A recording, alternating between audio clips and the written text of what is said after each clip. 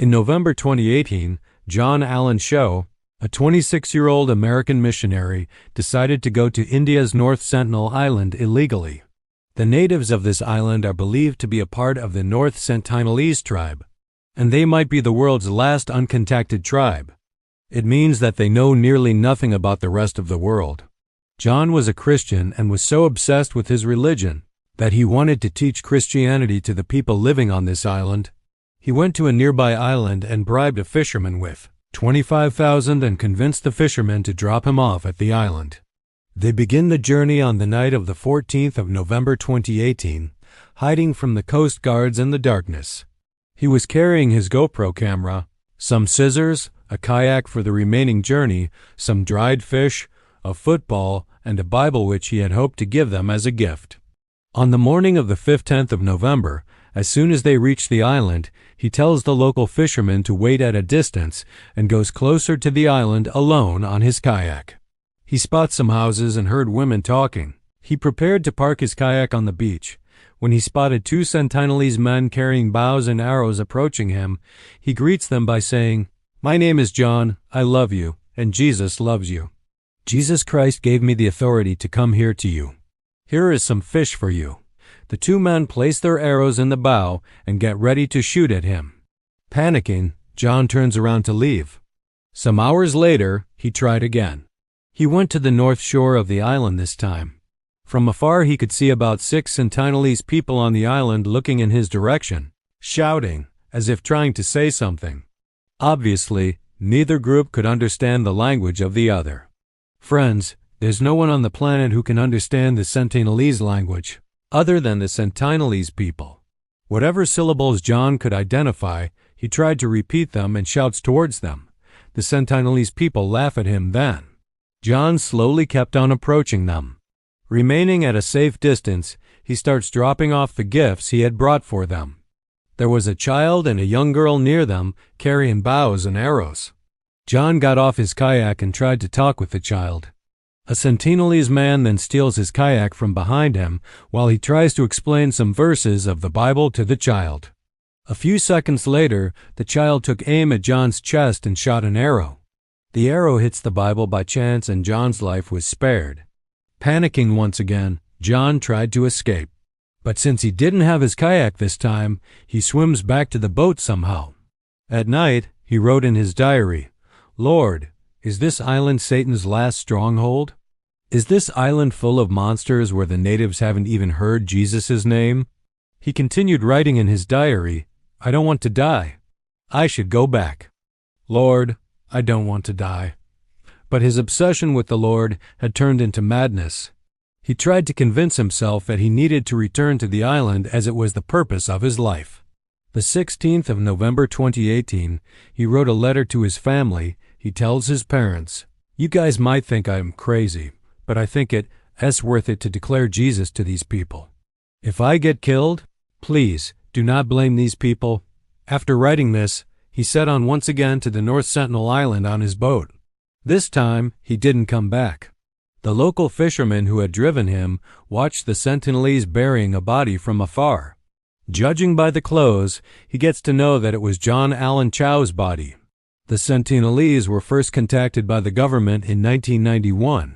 The contact party, under the administration, was accompanied by security. The arrow-shooting Sentinelese are a constant fear. Are these bows and arrows sending us an ancient message? That has now been forgotten by the people. Friends, North Sentinel Island is a part of the Andaman and Nicobar Islands. There are 572 islands in total in the Andaman and Nicobar archipelago.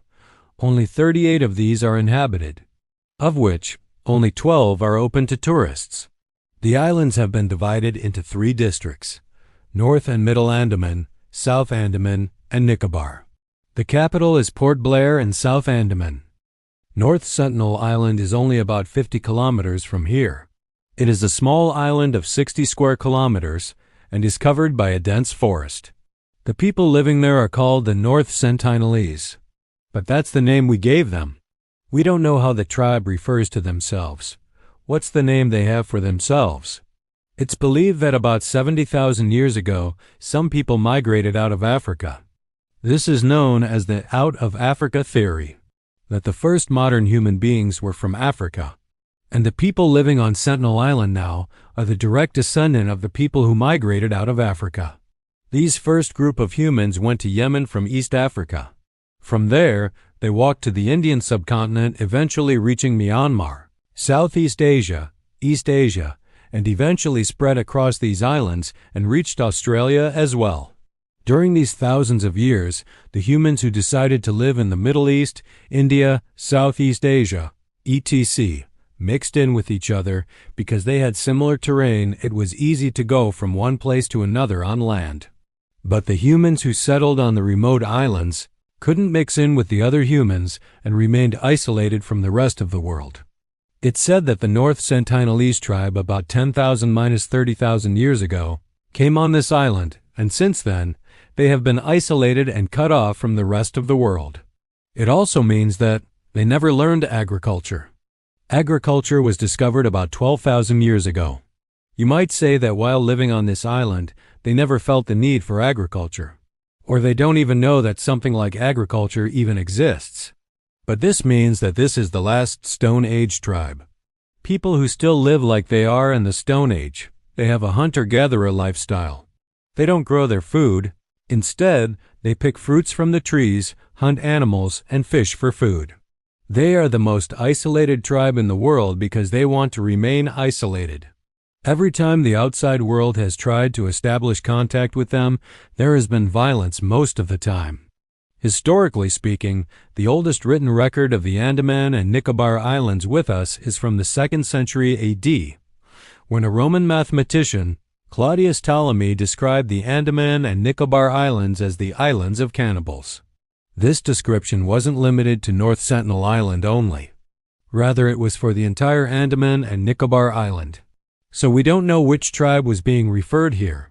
After this, in 673 AD, a Chinese traveler, traveling from Sumatra to India, said that the people living on the islands were cannibals, meaning that they eat human meat.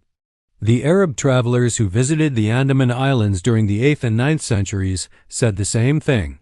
In the 11th century, a temple was built during Raja Chola I's reign, which contained inscriptions claiming the same things, that they consider these islands impure and that they believe cannibals live there. If we talk specifically about North Sentinel Island, the first record of it was mentioned in 1771, when an East India Company ship passed by this island and the surveyor spotted light on this island. The next account of it was in 1867, when an Indian merchant ship with around 100 passengers met with an accident on the shore of this island. The survivors of the accident were attacked by the Sentinelese. Fortunately, they could escape with the help of the British Royal Navy. This was the first case of the North Sentinelese people attacking and driving out outsiders from their island. Then, in 1880, a British office, Maurice Vidal Portman, decided to meet with the Sentinelese people to establish contact and try to civilize them. By this time, the Britishers had established contact with the other tribes in Andaman. They had been friendly contact, and they could communicate with them as well. When Portman went to the North Sentinel Island, he brought with him people from the other Andamanese tribes, so that the North Sentinelese could communicate with the other tribesmen. Once there, he found that the tribesmen of the other tribes in Andaman spoke in a language so different from the North Sentinelese language that they couldn't communicate with each other. It was impossible to communicate. On his journey, Portman met an old couple on the North Sentinel Island and 4 children. He decided to kidnap them and to take them back with him to Port Blair. He discovered that the North Sentinelese people were cut off from the rest of the world for so long that after reaching Port Blair, the old couple passed away within a few days. Portman felt bad for the kids after this, and so he returned the children to the island, handing them some gifts. It is very likely that the children took back germs and bacterium which were completely foreign to the island. It would have infected more people there, killing many. It's possible. The diseases that we see in modern times, our bodies have developed immunity against them because year on year our ancestors were exposed to these diseases and had developed immunity against them. But the people living on the North Sentinel Island had been cut off from the entire world. cut off from all the new diseases, so their bodies had not developed immunity. This Portman incident is believed to have been a major reason why the North Sentinelese people are violent towards outsiders. Conducted several expeditions to the North Sentinel Island. In 1967, Triloknath Pandit became the first official anthropologist to visit this island. He had taken a team of 20 members including scientists, members of the armed forces, unarmed Navy personnel, and the governor. On the island, their team followed the footprints of the Sentinelese for about 1 kilometer, but they couldn't find any humans. So the team returned, leaving behind some gifts for them, such as coconuts, pots, pans, and other iron tools. In 1970, an official research team went to this island and set up a stone tablet declaring that the North Sentinel Island is a part of the Indian Territory. In 1974, an Indian film crew went to this island who made a documentary on the tribes of Andaman and Nicobar Islands. Triloknath Pandit was there with the film crew as well as some armed forces. Once again, as gifts, they left behind some coconuts. They had even taken a live pig to present as a gift. They left these things on the shore and moved back to see how the locals would react to them. After some time, some tribal people came out to the shore and started attacking them with bows and arrows. One of the arrows hit the director of the film, Pramvadia, on his thigh. They even attacked the pig that was left behind as a gift to them, killed the pig and buried it in the sand. Friends, this was the first time the North Sentinelese people were captured on camera. After this, Triloknath Pandit made several attempts over the course of the 1970s, 80s, and 90s, but it was the same story every time. He would go to the island with small teams, would leave behind pigs and gifts. The tribe would kill the pigs each time and bury it in the sand. Once they gave them a doll as a gift. They shot an arrow at it too and buried it in the sand. In 1981, a merchant ship Primrose, going from Bangladesh to Australia, met with a storm and got stranded on this island. Once again, the people of the Sentinelese tribe came to attack these passengers, but because of the weather conditions, their arrows could not hit them, thankfully. They sent out distressed calls and somehow managed to survive near the ship. 1 week later, they were rescued by a helicopter. But this is a major incident in the history of the North Sentinelese people, because it was the time when this tribe had seen iron for the first time in their lives. They discovered iron then. Because, friends, after this, whenever contact was established with the North Sentinelese people, it was found that these people had started using iron in their bows and arrows, the iron they had scavenged from this ship. They had managed to use the iron. This shipwreck can be seen on Google Maps. You'll find it in the north of North Sentinel Island. The next big historical event took place in 1991. This was the first time when the North Sentinelese people made the first friendly contact. It was the first time when someone had gone to visit them and they weren't violent. In January, an expedition was led by Indian anthropologist Madhumala Chattopadhyay. She went with her small team without any weapons, offered coconuts, and this time the Sentinelese people actually took the coconuts. Was it because it was different because a woman had gone to meet them, while all expeditions before it were by men? There was something quite shocking in this friendly contact. This team had returned, and when they went to meet them again the next day, a Sentinelese man had his bow and arrow aimed at them. He would have shot at them any moment, but a Sentinelese woman came forward and pushed down the arrow, gesturing that he shouldn't shoot the outsiders. The man listened to the woman and buried his weapon under the sand. This way the members of the expedition could go on the land for the first time, and could give the coconuts to the Sentinelese people with their own hands. There was another expedition about a month later. Triloknath Pandit and Madhumala went on it together, and once again the Sentinelese people didn't use any weapons. They got off their boats and the Sentinelese people collected the coconuts in a friendly way. But it was the last time when the Sentinelese people were so friendly towards the rest of the world. The expeditions after 1991, every effort to contact the Sentinelese people saw only violence. We don't know why it happened. Why during the small time period the Sentinelese people became so friendly and later turned violent once again. As a result, after 1997, the Indian government banned people from going to the island. The government realized that there is no point in trying to communicate with them again and again when they do not want any communication. They are living peacefully on the island, and they should be allowed to do so. The government had an eyes-on, hands-off policy towards them. In a way, we will monitor the tribe. If they need any assistance, we will give them that, but we will keep our hands off them. In 2004, there was a devastating tsunami in the Indian Ocean. The officials of the Indian Coast Guard went to monitor the situation on the island from a helicopter to ensure that the island was not damaged and the people living there were safe. In return, the helicopter was showered with arrows. And the officials in the helicopter realized that since they were being attacked, the Sentinelese people must be all right. Because of the tsunami, this island was lifted up by 1.5 meters. The people of the tribe seemed quite healthy, so there was no need to worry. In 2006, there was an unfortunate incident. 2 local fishermen got quite close to the island by mistake, and the Sentinelese people started attacking them, and eventually they were killed. After this, the government decided that there needs to be a 5 kilometers radius so that no one gets even as close as 5 kilometers from this island. The 2018 incident of John Allen Show was the latest incident. As I told you at the beginning of the video, this man was madly obsessed with Christianity, knowingly went to the island and was killed. The question arises, what do we know about these people, about the North Sentinelese people? It is interesting to know this. According to the diary written by John about his experiences, their height is not more than 5 feet 3 inches to 5 feet 5. Additionally, the video footage that we have shows that the Sentinelese people have short hair, they have shining dark skin, well-defined muscles. There were no signs of obesity or malnutrition.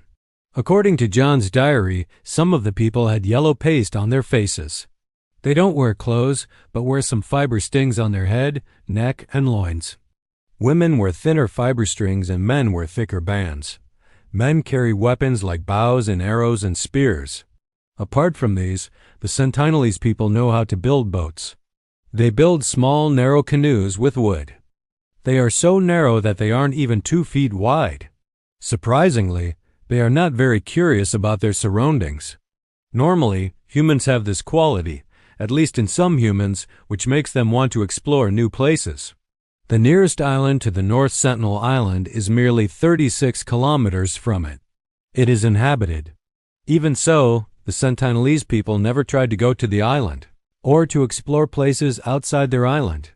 In terms of food, we know that they cannot farm. They survive by hunting for animals, such as wild boars. The fish and harvest turtle eggs as well. Apart from these, they eat fruits, flowers, and such things. They even use honey. Language is one of the most interesting things about the North Sentinelese people, because they cannot communicate with any outsiders. On one expedition, Triloknath Pandit took along a member from another tribe in Andaman. From the Anj tribe, he couldn't communicate with the Sentinelese at all. Not only this, Triloknath Pandit revealed that, when the member of the Anj tribe approached them, the Sentinelese people were infuriated by it.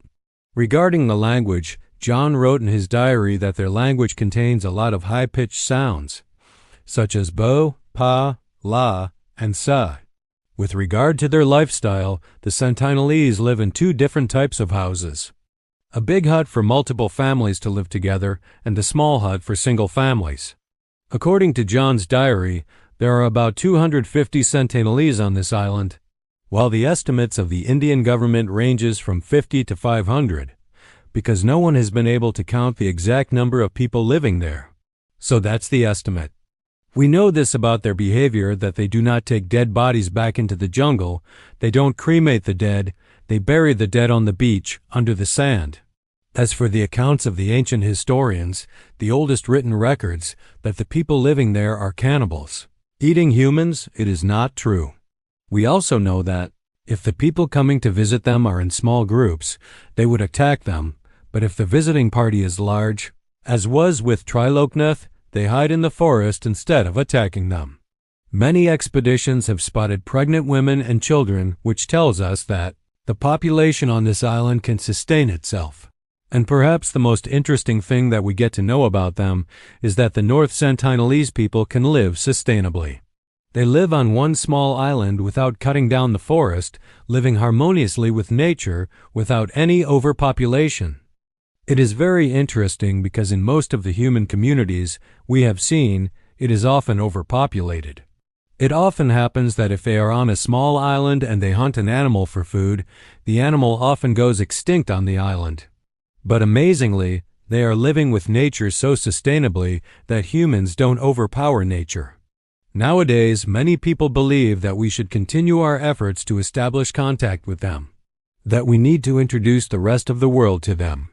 The technologies that we've invented, we should show it to them so that they can benefit from them too, that we need to bring development and modernization to them. On the other hand, some people claim that we need to protect them from the outside world. Since they are living peacefully, they should be allowed to remain isolated. What do you think? Comment below to let me know. In my opinion, I would choose the second option. There are some major reasons why it is better to keep them isolated. First, whenever they are in contact with the outside world, the diseases that we carry unknowingly, they have no immunity against them. Chances are that they wouldn't be able to survive the onslaught. Second, an even bigger problem. We have already tried to do so with other tribes and the result hasn't always been good. For example, the Jarawa tribe in the Andaman remained isolated for a long time without anyone trying to contact them. But when the Indian government tried to establish friendly contact with them in the 1970s, it was successful. After that, they found out about the rest of the world. They tried to fit in with the modern times, some did fit in, but most of them aren't happy with it. The packaged food that we consume, some tribe members couldn't even digest it. Some who did went on to become obese because they didn't know how to control themselves. They had seen so much food at once where they had to hunt for their meal earlier. When substances such as tobacco and alcohol were introduced to them, they instantly became addicted to it, because they hadn't grown up understanding that they need to stay away from those goods, that it's harmful. As soon as they tried the new things, they became addicted to it. Apart from this, their culture, their lifestyle, languages, their traditions, things they've been holding on to for generations, would be lost when they integrate into modern society. The other tribes in the Andaman and Nicobar Islands are facing this. When the British went to these islands for the first time in the 1800s, to colonize them, there were around 5,000 individuals of the great Andamanese tribe. Today, there are only 41 remaining members. Perhaps our efforts to maintain and strengthen our contact with them may prove to be dangerous for them, and it may eradicate their entire community forever. I hope this video was informative as always. If you like this, please subscribe my channel. Thank you very much.